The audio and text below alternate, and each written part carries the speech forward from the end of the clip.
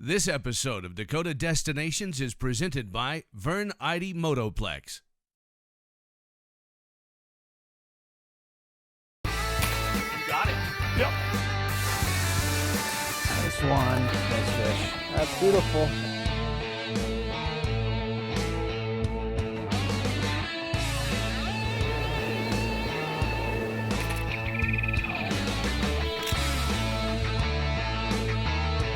That is a beauty. Look at that one. Wow. Welcome to Dakota Destinations. I'm your host, Dan Hammer. I am pumped about this week's destination. For the last 3 years, I've been trying to work out timing to meet friends to chase ice-out Northern Pike at Lake Oahe. The timing hasn't worked out, but this year it is working out. This week's destination, the back bays of Lake Oahe. As we make our way toward one of the back bays of Lake Oahe, it's easy to see we're going to have a lot of the lake to ourselves. We're reminded of how expansive the area is and how quiet these areas of Oahe can be during spring. The meadowlark's song is heard across the rolling hills on days like this.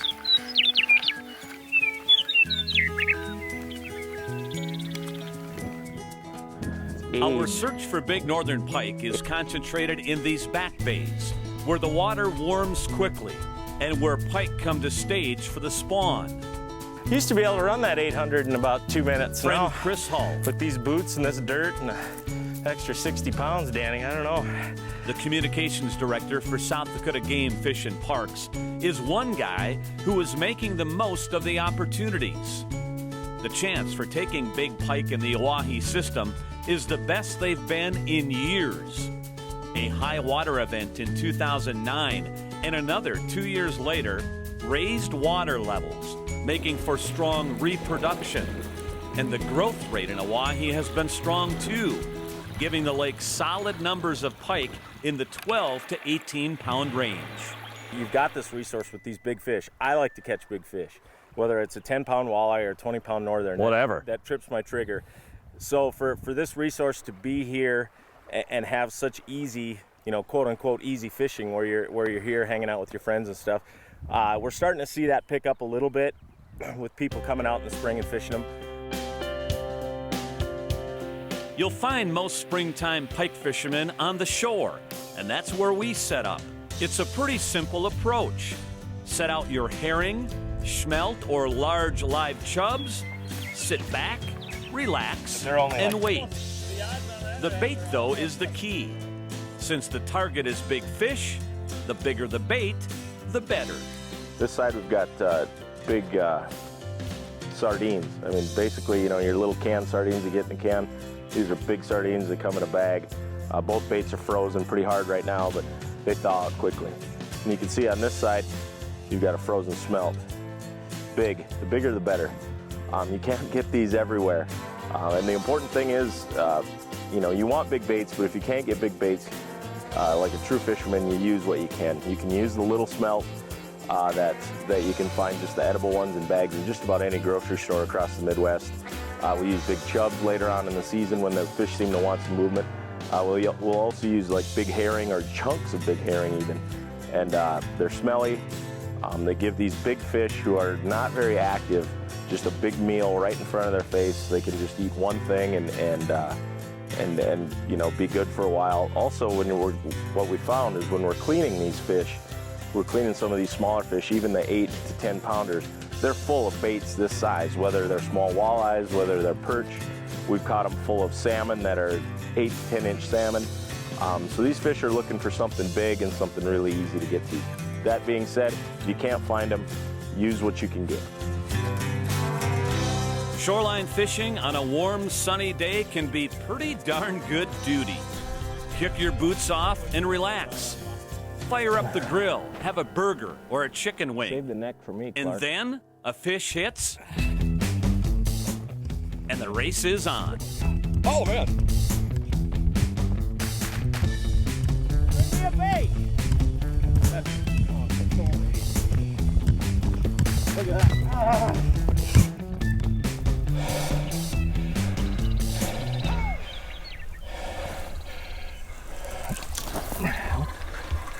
Got Nothing.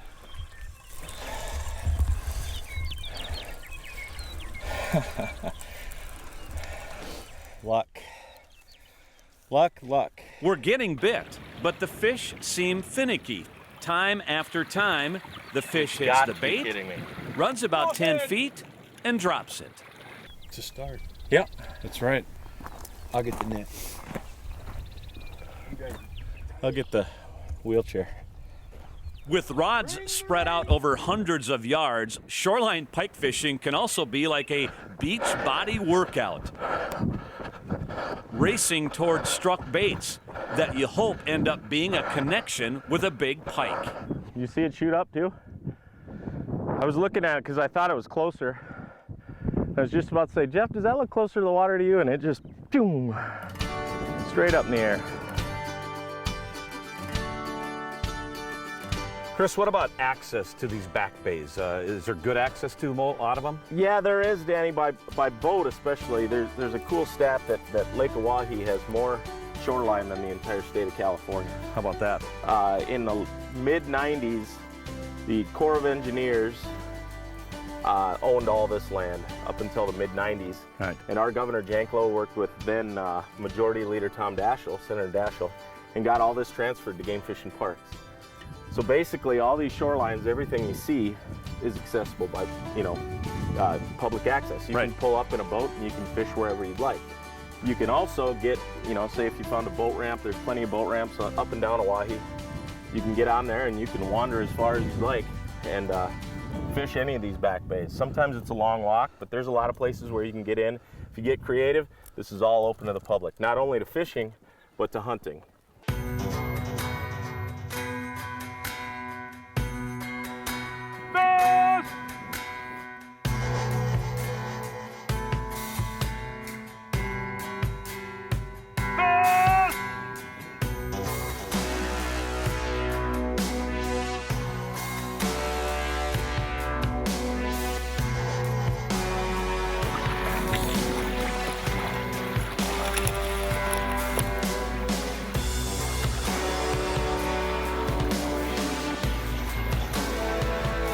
You there? Yeah, he's there.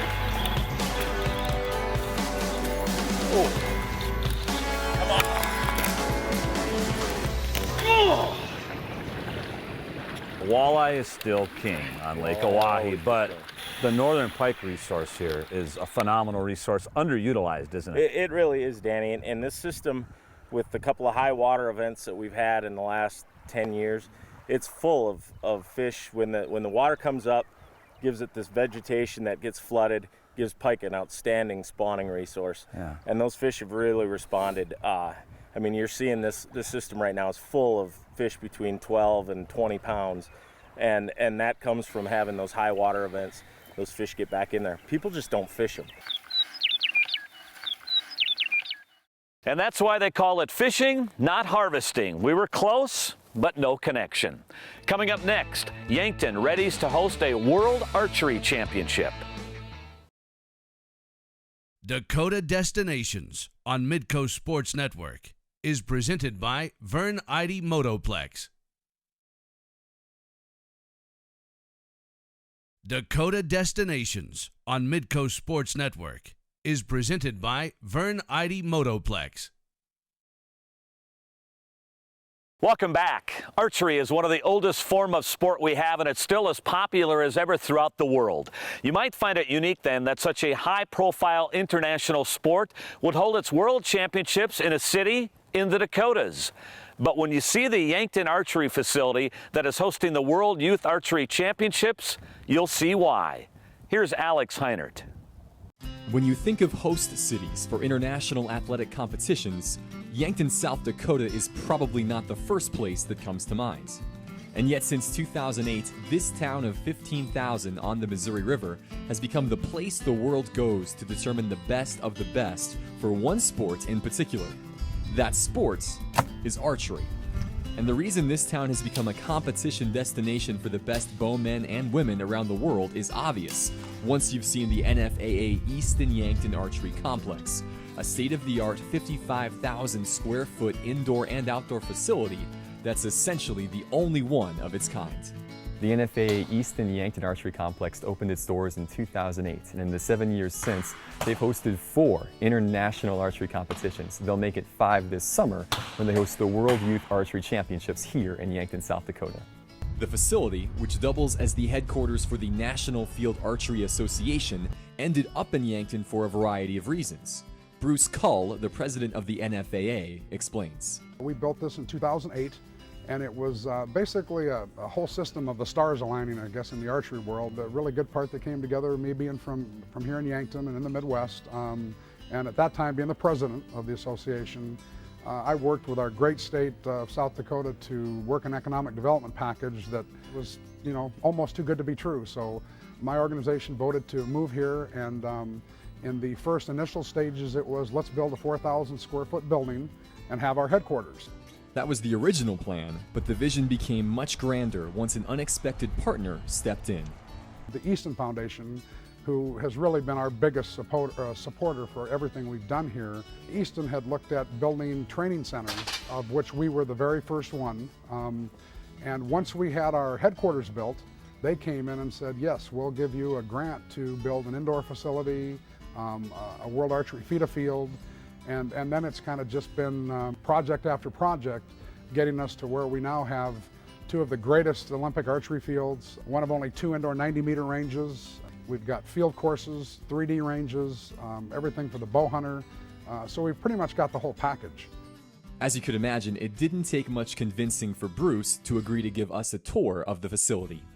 Where are you taking We're us? right at the main entrance in our pre-stage area, the lobby of the National Field Archery Association. What we've got right here in front of us is our corporate office, which is basically our membership programs, everything we do for the membership organization.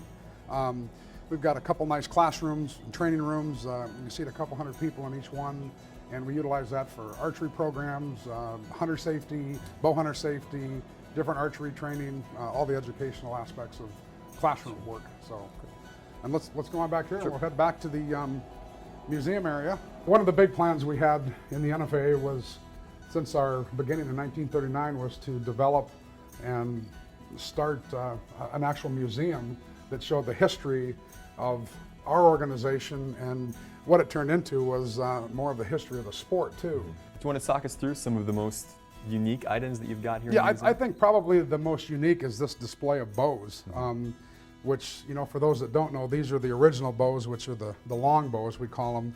And to watch the evolution go just in the design, to most people it looks just like a string and a stick. And that's what we kind of refer to them as yet. But to watch the wood that was used in them originally, the hickory woods and the bubinga woods that came from Africa. And then of course you go to the modern day bow, the compound bow, and all the new technologically improved components like graphite and carbon and syntactic foam and different things like that have just become, I guess what this country's all about, developing the best product.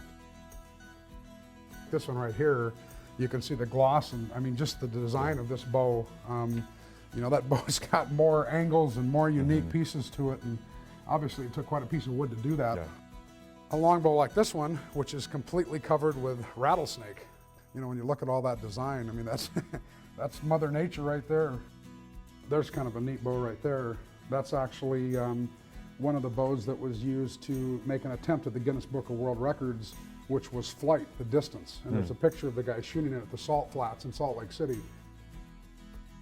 Throughout the museum, there's tons of medals, awards, pins. Just like any other sport, we recognize people for different scores, different accomplishments, and of course, winning. One of the most prestigious things there is in archery are these silver bowls. The silver bowls are the significance of them is that that's a national championship. Sure. And that's probably the most coveted thing there is. There's people that have gotten one of them, and it means the world to them. There's some that have won 20 years in a row. Sure. So we're new in the museum. We're still archiving stuff and still trying to get stuff out, for public display. So. Well, it's a great collection. Yeah. For the amount of time that you've been doing, it's a lot of fantastic stuff. Yeah.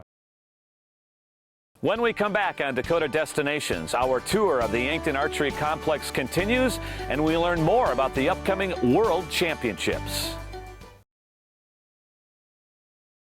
Dakota Destinations on Midco Sports Network is presented by Vern Eide Motoplex.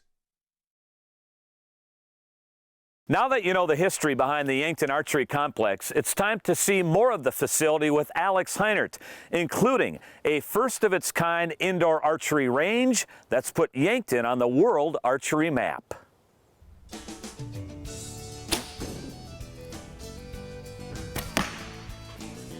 What we're standing in is a 90-meter indoor range. It was the first one ever built. This facility was basically built to replicate shooting the 90-meter distance that's shot in the, or used to be shot in the Olympics. Sure. And to be able to shoot in a controlled environment, you know, with no Mother Nature to tune your bow and have the best setup you could have. The debut shoot was in 2012. We had the entire United States Paralympic team here. And they all shot and trained here before they went to London for the Olympics. This is the Olympic distance from this line to the back wall. That's what everybody with a recurve bow in the Olympics shoot. This is what they're doing. Yep.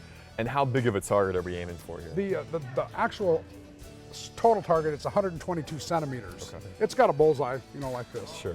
The interesting part is that when you get into some of the women and some of the younger athletes shooting, you know, they're shooting 20, 30-pound bows, which isn't very heavy, with a very small projectile.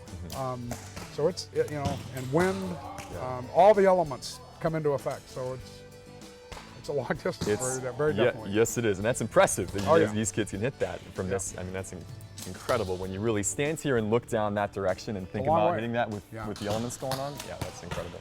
Yeah, for sure. After seeing and testing out the indoor facility,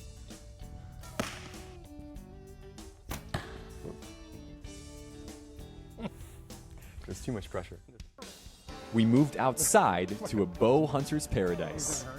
There's a pyramid of animals here behind us. Talk about this range and what this offers. Yeah, this is really cool and really unique to our property. We've got down here about 50 3D animal targets that simulate, you know, bow hunting conditions that we would have throughout South Dakota and the whole Midwest. As you can tell, we're elevated too. A lot of people hunt out of a tree stand, you know, to get their scent and everything else above the quarry that they're hunting. And this is really neat because you can shoot your regular practice points, or you can shoot hunting heads like broadheads. Sure. And it has all the variety and sizes of animals, which is really neat. It's got, you know, a little bit of everything down there. You can see deer and bighorn sheep and coyotes and some African animals and elk and caribou. And this is probably one of your more popular spots. yeah, for the local, you know, for the non-Olympic type archers, Sure. The regular South Dakotan or Nebraskan or Minnesotan that wants to bow hunt and practice, this is really cool. It's like an animal Christmas tree. Yeah, absolutely. Animal Christmas tree, exactly. Very cool. Like we're going to shoot. Last on the tour, the Olympic archery fields. Got everything ready? This particular field is Easton Field, named after the company that helped fund it for us. This field is 600 feet long, and basically it's about 550 feet deep. For the competition, we'll have, you know, 300 or 400 archers out here at a time. Sure. There's a wow factor when you see that many people, you know, shooting, and it's neat. All weather conditions, you know, everything. So. To get a better sense of the difficulty of the outdoor range, Rachel Bird, the complex's program director and an archer herself, was kind enough to demonstrate. Good job. Yeah. That's really impressive.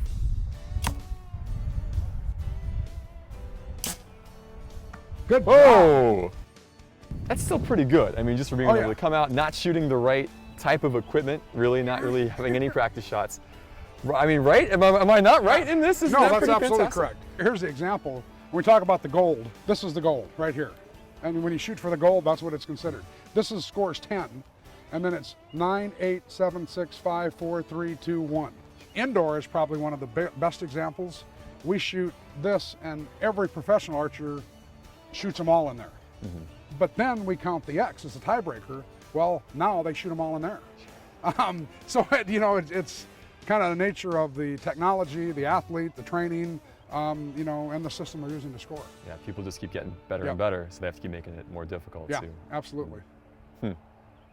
Well, I think it's pretty good.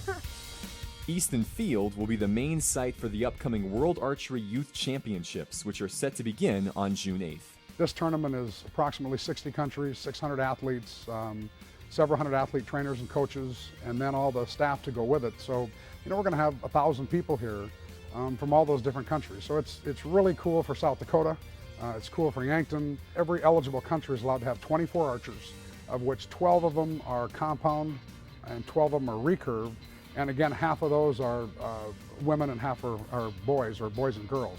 There'll be several Olympians that you'll watch in the Olympics in Rio that will have been here, and several of those countries use this tournament as their qualifier for the Olympic teams.